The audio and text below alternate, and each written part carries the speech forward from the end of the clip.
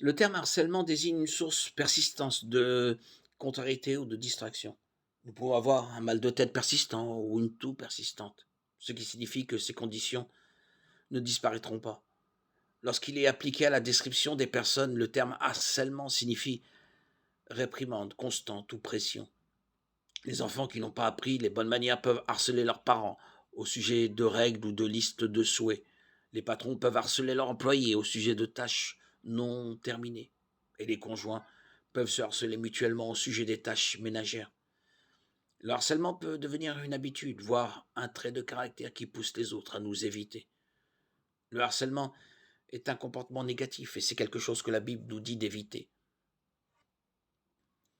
Dans le cas de Samson, plutôt que d'exprimer clairement ses intentions et les raisons qui les ont motivées, il a permis aux femmes de sa vie de continuer à le harceler. Leur harcèlement ont été encouragés par son manque de limites claires. Nous voyons dans Juge 13, 1, 5, bien que destiné à la grandeur, Samson était insensé à l'égard des femmes.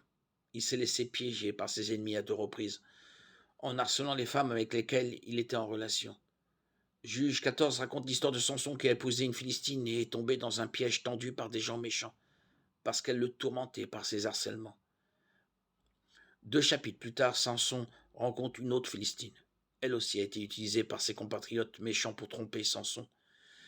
Il a cédé à la demande de Delilah qui lui demandait le secret de sa force. Nous lisons dans Juge 16, comme elle le pressait chaque jour de ses paroles et l'invitait avec instance. Son âme était tourmentée jusqu'à la mort. Les réprimandes ont conduit à une fin tragique. Samson